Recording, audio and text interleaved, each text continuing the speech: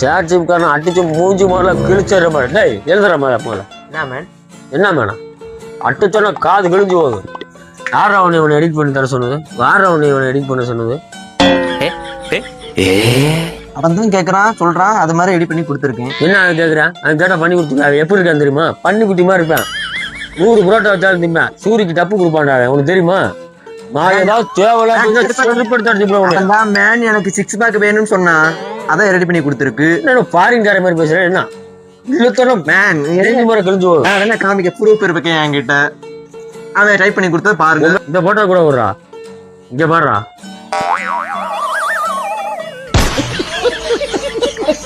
நாட்டுக்காக உழைச்சாரு, அவர் மக்களுக்காக உழைச்சாரா.